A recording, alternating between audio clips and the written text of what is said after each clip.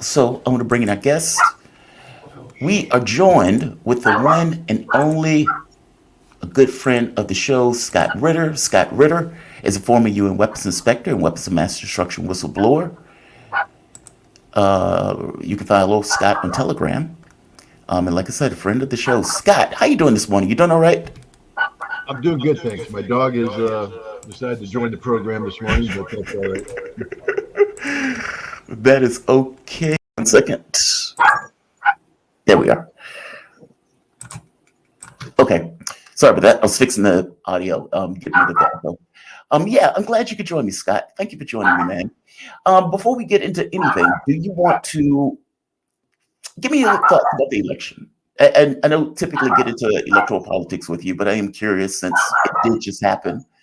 If you have any thoughts about what seems to be somewhat of a mandate, give me your thoughts. Well, it's not somewhat of a mandate. It's a sweeping mandate. It's a Yeah. decisive mandate. It's a mandate that is across the spectrum of American politics. He not just won the Electoral College. It appears he won the popular vote. Hmm. Um, he has a majority in the Senate, and it appears that there will be a Republican majority in the House as well. Um, we have a 7-2 court right now, Supreme Court. It's going to remain a 7-2 court now that Trump is president. It will replace the two you know, elderly conservative nominees. But that's it. That's not just the only thing that's happening here. We've witnessed the absolute destruction of the Democratic Party. Yeah. The Republican Party has been destroyed for some time now. It's been replaced by what we're calling MAGA or MAHA. This isn't the Republican Party. It may have an R at the end of it, but what this is Make America Great Again. MAGA is now a political movement. It is a real political movement, and you can't deny it. It just won the presidency. It just won the Senate. It just won the House. America is a MAGA nation. And the Democrats don't have a counter for this. The establishment just collapsed in front of us. Mm. Who is going to run against J.D. Vance in 2028? There's the question. And there's no one that can. And J.D. Vance, whatever you think of him, is going to be polished over the course of the next 4 years. 4 years of revolution, I want to point out, too. This Donald Trump came in 2016 not knowing anything about how to govern, and it showed. He surrounded himself with the most horrible people on the planet. He learned his lesson. I'm not saying that the people he's going to bring in this time are angels, but if he is half as smart as he claims to be, and as he appears to be, he's not a stupid man. He understands that he has a mandate for change. And he not just has a mandate for change, he has a personal incentive for change. Hmm. The FBI went into his house. If you don't understand what that means, you've never had the FBI come into your house. I have. Without cause. Literally, there was no reason for the FBI to launch the raid that they did. It was purely a political move by the Democratic Party that was seeking to politicize the justice system. Yeah. If you don't understand what's about to happen to the Department of Justice, to the FBI, you don't understand anything. And it's going to happen across the board. This will be a revolution in American governance. And there's nothing anybody can do to stop it. Yeah. That's what kind of mandate he just got. There's no breaks. I'm not saying this is a good thing. I'm saying what it is. This is going to happen.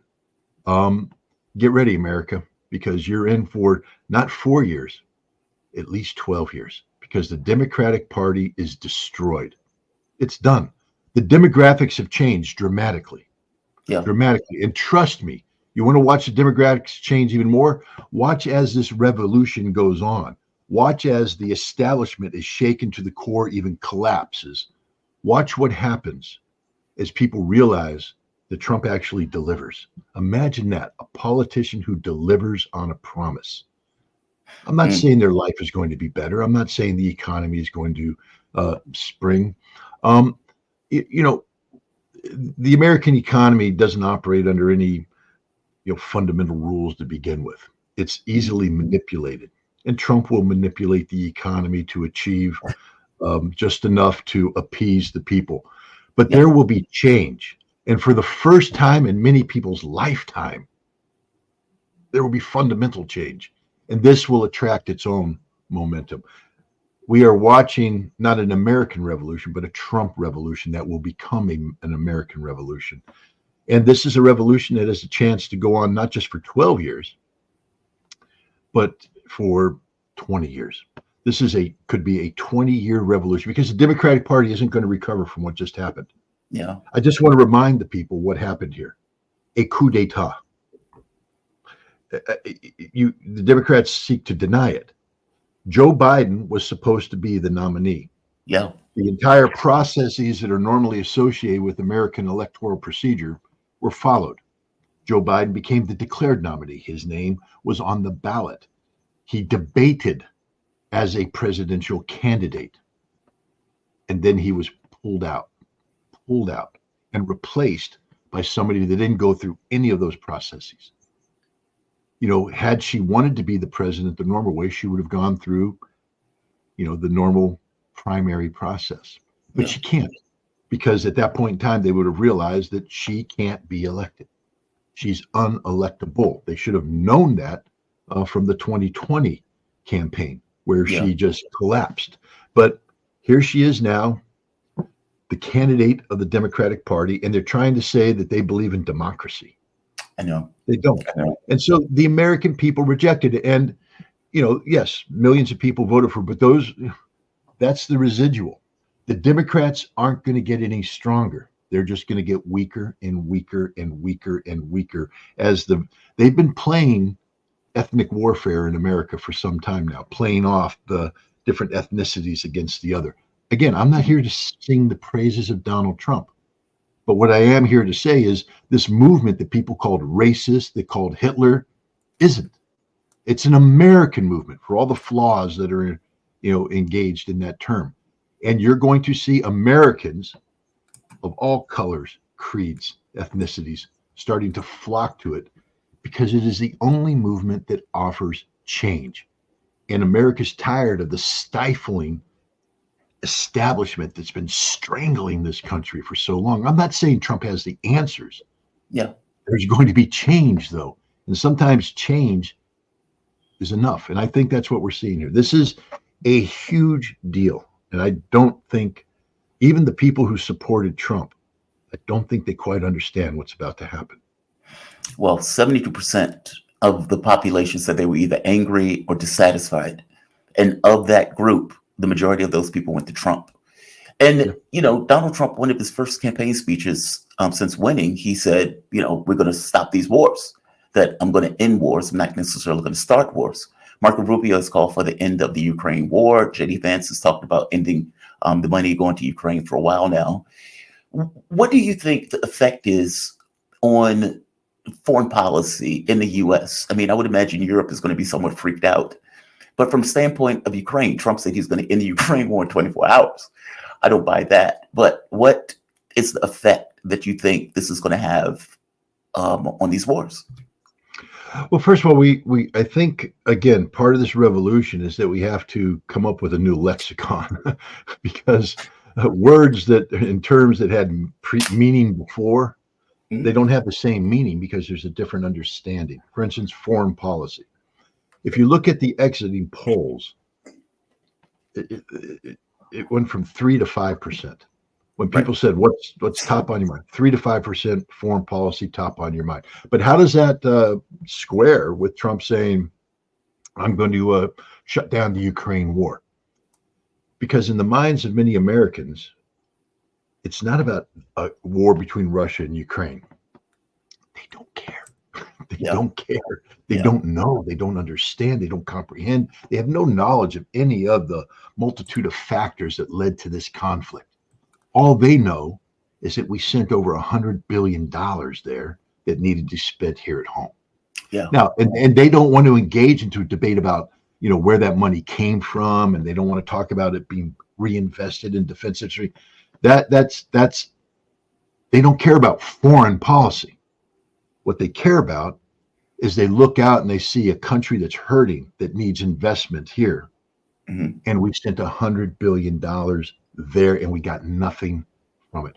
They see, if foreign policy doesn't, if you can't turn it into something that viscerally affects the American people, they don't care. The vast majority of them simply don't. They're not all, Georgetown School of Foreign Service graduates, who Yeah. sit there and live, breathe, drink, eat, foreign policy and all this stuff. They care about the basic things: food on the table, gas in the car, heat in the house, roof over the head, job, vacation, family time. And they see $100 billion, and then they turn on the TV and they see disaster sweeping through North Carolina, and you get $750, recovery fee. They understand that. You see, they turn on the TV and they see roads swept away. They look out and they say, "That's just like the road that's here." They see houses swept away. That's just like my home. They don't have any connectivity with what's going on in Ukraine. Yeah. And even in the Middle East, we have a little bit different there, because we do have, a Jewish American community that's heavily involved in politics, and the Israeli factors large in American media, and so it's there. And there are people who say we care, but they don't understand the fundamental realities of that conflict. Right. And again, they're looking at money pouring out to Israel, and they ask the basic question: why can't we make it stop? See, it's not about right or wrong in this case. They just want that war to end. They don't want American boys and girls going over there. So foreign policy has shifted away. Many Americans voted on foreign policy issues, but they didn't call it that. They called it domestic issues. Yeah.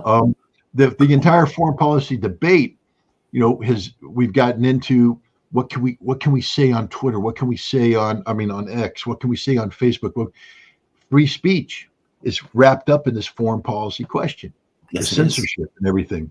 But that's not, see, Americans don't say, well, that's a foreign policy issue.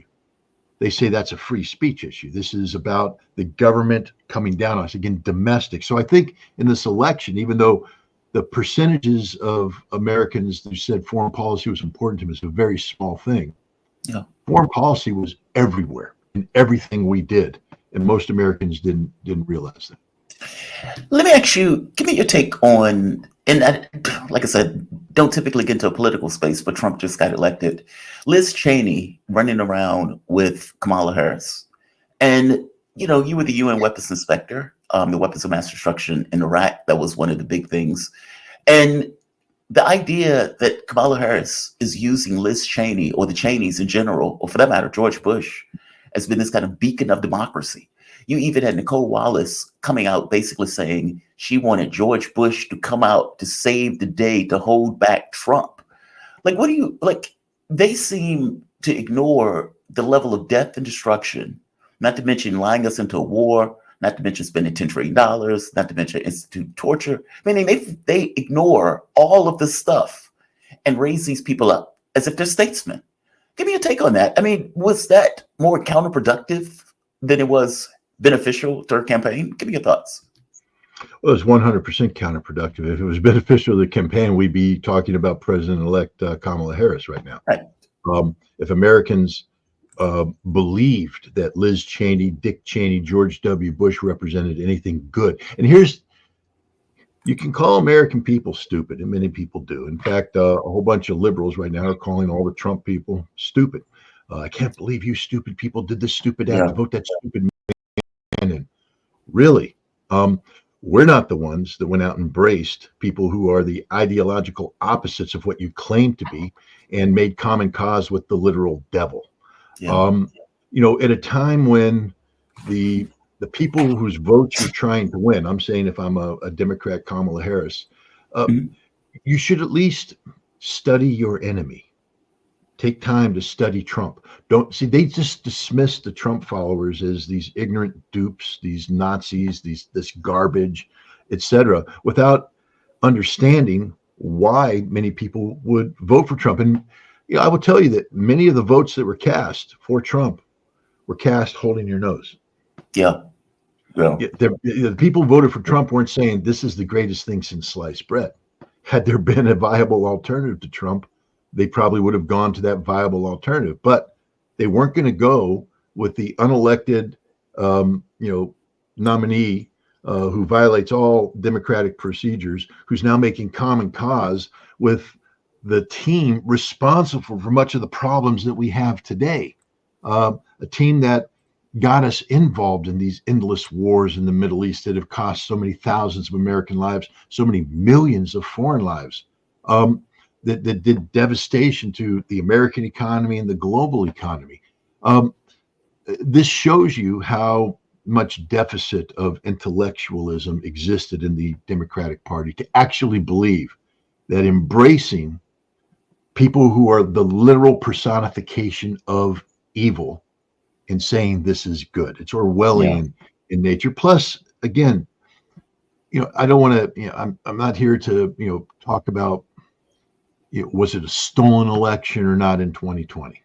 What I can say is this: we all know that perception creates its own reality. Right. And when you go into the election booth, it's perceptions that's driving your vote. It ain't reality necessarily. It's what you perceive the reality to be.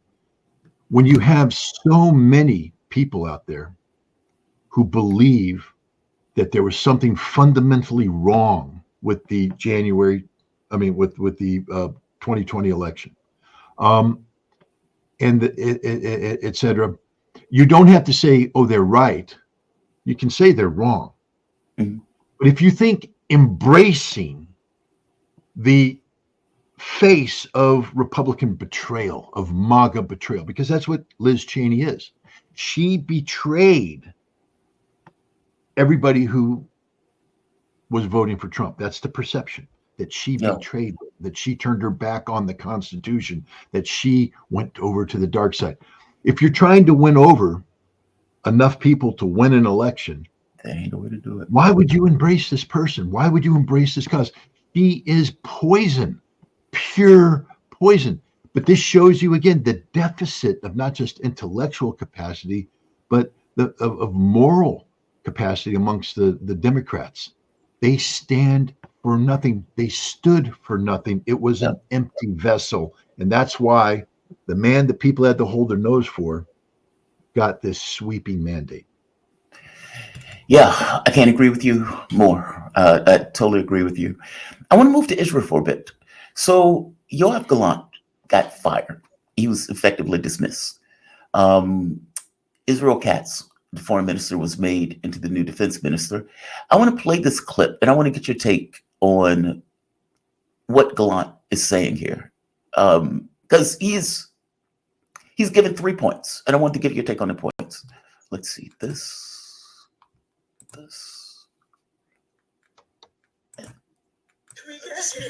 Three issues. The first nightmares is going on. Now, all I can say is how wait a minute. eligible to be drafted to the military must be drafted to the military. They must serve in the IDF and protect the state of Israel. Second topic, our moral obligation to return our sons and daughters, the hostages. The third topic, the need to implement learning from the mistakes of the war. I support a deep investigation into looking into who is responsible, and I call for a national commission of inquiry. Now, he is effectively saying that he wants, and I guess the first question is this: is he asking for the ultra-religious or the ultra-nationalists, well, the ultra-religious, ultra-Orthodox, to be added into the military because they have lost that many people? Or is he asking for this because of its political significance? Meaning, are the people in Israel looking at this saying, well, obviously, if we have to fight, they should have to fight too, meaning it's politically advantageous? Or is it, we have lost so many people in regards to southern Lebanon, in regards to Gaza, in regards to these wars, that all things being equal, we need as many people in the military as possible, including the ultra-Orthodox? What's true? Well, let's be frank. Israel hasn't lost that many people, not from a traditional military standpoint. We lost more Marines going over to the beach in Iwo Jima than they've lost in this entire conflict. And we won the Battle of Iwo Jima, and we won we won World War II in the Pacific, and we contributed heavily in the victory in Europe. It's not, but Israel's not designed to take these casualties. This isn't about the physical ability of the Israeli military to fight. It's about the mental capacity of Israel to continue the conflict. So this isn't about numbers. This is about politics. This is about, there's an existential struggle going on, in the hearts of many, of much of Israel. And this is about leveling that playing field, the domestic political playing field. Understand this, that what's going to defeat Israel and what is defeating Israel isn't about what's happening outside of its borders. It's about what's happening inside of its borders. Israel will collapse not because Hamas defeated it, not because Hezbollah defeated it, not because Iran defeated it. Israel will collapse because Israel lost the ability to continue as a viable nation state internally. And that's what we're seeing here. This is about internal politics. This is about shoring up internal politics, spreading the burden of sustaining statehood to a significant segment of the population, getting them to buy into this. Actually, from a military standpoint, I wouldn't want the conservatives fighting in my military because they don't want to be there. Yeah. They're not going to be the best soldiers. You're not going to be able to train them. They're not going to be effectively integrated. And the timetable it takes to train effective soldiers isn't going to be meaningfully, meaning that even when you bring them in, they're not going to have an impact. Israel needs the impact now. There are sufficient troops to fight this war. The problem is these troops don't want to fight this war. The desertion rate is sky high, 12 to 24% in certain units. We're starting to have Israeli soldiers commit suicide rather than go back to fight. You're seeing Israel collapse from within. So what Gallant is doing isn't about, making some sort of chess move to make, more Israelis available to the military. This is an internal domestic political move to spread the burden of defending the state to all Israelis. I see. I see. That makes sense. From your point of view, the last comment that he made, where he called for a commission to investigate, and I think he said something to the effect of the causes of either October 7th or the causes of the war. Okay, that's pretty broad. What does he mean by that? Up to this point, they've effectively said Hamas was responsible for the war. Now, we know that there was Egyptian documents or information that came out effectively talking about the attack that was going to take place that the Netanyahu government fundamentally ignored. Is that what he means? Or is there something else that he's looking into in regards to what created or caused the war? Well, I think what he's talking about is a commission similar to the commission that was created in the aftermath of the Yom Kippur War in 1973. The last great intelligence failure on the part of Israel, where they were told the Egyptians were coming across the Suez Canal, yet they chose not to believe that because they had political considerations in mind. I think Gallant wants to investigate this because he understands that there's in 1973, the Israelis defined the problem as the conception. They had a conception problem that was intelligence driven, meaning that they didn't respect the intelligence that had been provided because they had a conception of the world the way they wanted it to be, and the intelligence didn't factor into that. The Netanyahu government had a conception of the world that it wanted to be. And part of that was that they had pacified or mollified Hamas, which they helped create, by the way, by opening up the gates for these work visas. So thousands of Palestinians could leave Gaza, come work in Israel, bring in income, bring it back. And the Netanyahu government believed that they had bought off Hamas, that they had bought off the Palestinians, that they didn't have to worry about that. So much so that, when they conceived about the potential of a conflict against all of Israel's enemies at once. I remind your audience that in 2022 and 2023, before October 7th, 2023, Israel ran major exercises, 2023 exercise called Operations Chariot of Fire, where they stress tested the Israeli military to say, what would happen if we had to go to war against everybody at once? Could we do it? And the answer was no. And that's something that Gallant wants to point out here. They knew they couldn't do this.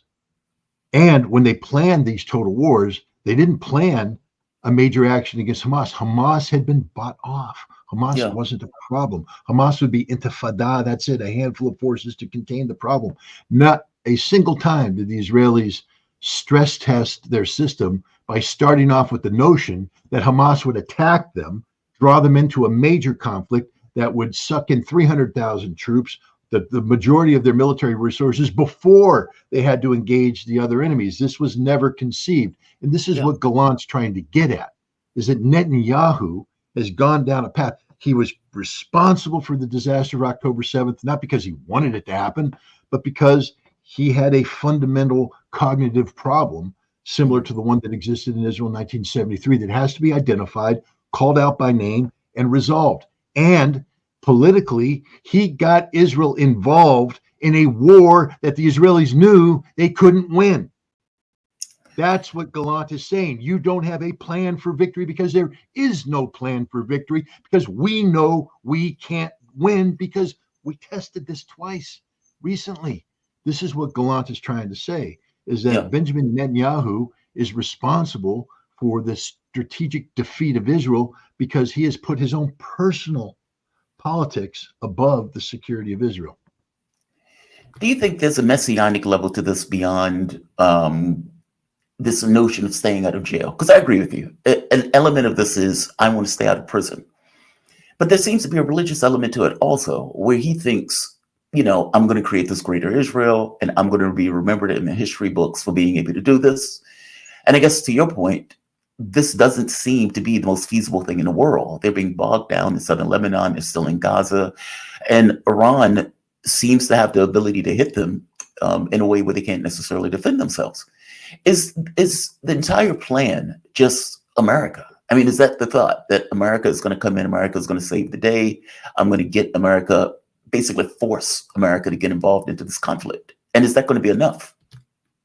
Well, it's always been Netanyahu's strategic objective, because he knows that Israel can't beat Iran without America. It just isn't going to happen. And so America must get involved. And so that's always been a part of this. But we understand this, that Netanyahu knew when he ran for this election the last time, that if he didn't win, he was going to jail for life. Yeah. Fact is, the only reason he ran for prime minister is the only way he could prevent himself from going to jail.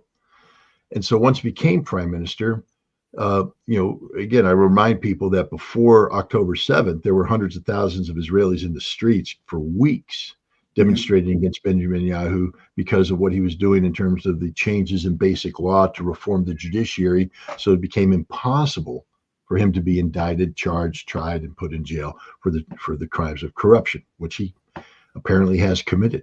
And so now you're a man who is desperately trying to stay out of jail. You're trying to divert attention from the reality that almost everything you do is centered on that. So, and remember, this is a guy who has to look in the mirror every morning. And, if he's an honest man, he looks in the mirror and says, well, you sort of committed a whole bunch of bad corruption crimes. And, but he's not that honest. He looks in the mirror and he does what many people do, when they're trying to convince themselves that they haven't committed a crime. They turn themselves into something different. They make it about something. They deflect away. Yeah. And so now we are into Netanyahu, talking about a greater Israel. It gets into, as you said, this messianic approach. I am the savior of Israel. I am this. He's redefining himself, but he doesn't believe it. He knows it's a lie. This isn't the natural Netanyahu. This is a desperate man who knows when he looks in the mirror, he's looking at the most corrupt human being in Israel. And it's only getting worse for him, because Gallant knows that there is this, committee, this investigation committee, that Netanyahu will be found guilty of neglect, that Netanyahu will become the most reviled man in the world, which is the last thing Netanyahu wants. He's trying to ensure that the political legacy of Benjamin Netanyahu is as the savior of Israel. Mm-hmm. But the reality is he's going to go down as the man who killed Israel, because Israel has been fatally harmed by Benjamin Netanyahu. The fights that are taking place in Israel right now are fights that Israel cannot recover from. These are fights that will eventually lead to fatal infighting. I think when Hamas and Hezbollah and Iran, they don't have to defeat Israel. Israel's defeated itself. The economy is collapsing, will not recover. Tourism, 90% down. It's probably going to go to 100% down. No one's going to visit there. No one's investing. People have lost faith. Israel's fallen apart on itself. The president of Israel warned of a civil war before October 7th. Now we're looking at the real potential of a civil war as we speak. The firing of Gallant has brought back even more divisions within Israeli society. It's a bad state of affairs if you're Israel. Yeah. So Iran is talking about launching True Promise 3, I believe is what they're calling it. They made it very clear that they're going to launch this attack. It's going to be complex. At once, some of the reporting is calling it teeth breaking or tooth breaking. Why do you think they're considering launching this? I mean, initial attack when they were hit, it didn't seem like it was a significant attack by Israel. And there was this question about whether or not they were just going to say, yeah, you barely hit us, we're going to put it to bed. That's not the way they're looking at it, though. They're looking at it as we need to establish deterrence. Is that the thought, that they need to establish a certain amount of deterrence? And will they be able to establish deterrence in whatever attack they go about? Because apparently they seem to be signaling that they're going to cut loose. Give me your thoughts. I mean, I've seen the same signals you do, and I'm not going to be disrespectful of the Iranian government and say that they're bluffing. But I would say this, that the Iranian government looks out for its strategic interests. There are those who believe that because of the scope and scale of the Israeli response, even though it wasn't as effective as Israel wanted it to be, Israel believes that it has it has deterred Iran. Yeah. And the Iranians want to say, no, we're the ones who deter you. You can't be allowed to think that you can launch 100 aircraft against Israel, against Iran, and get away with it. Right. And so that's what's driving this. But remember, Iran just came back from a BRICS meeting that is about the transformation of the globe. And one of the main messages that came out of BRICS was the concept of de-escalation of global crises. Right. That if Iran, as a member of BRICS, they are now a member in full standing, wants to adhere to the principles that were set forth and agreed to at BRICS, then escalation can't be part of their game plan. The other thing is, if I were the Iranians, I'd be looking at Israel right now and say, they're playing a losing hand. I mean, Israel's falling apart from within. Why do we want to prevent Israel from destroying itself? Because by attacking Israel, you change the dynamic. You may actually get Israel to rally around itself, to come to, to stop fighting each other and rally around against Iran. You may get the United States to jump on board here. Nothing good will come from this. It creates a regional conflict that will have global implications, because Israel and or the United States will respond, which will mean that they'll probably strike oil and energy-related targets, which means that Iran will shut down regional energy production and shipment capability, which will generate a global economic crisis. It's not in Iran's benefit to do this. Iran needs, they're talking about pivoting to Eurasia, pivoting east to make up for years of Western sanctions by engaging in a constructive fashion with the East. A war with Israel makes all of that impossible. And so I do believe that inside Iran, there are voices that are saying, not right now. Yeah. Okay, we have the plan, we have the ability to do this, we know what we want to accomplish, but right now it actually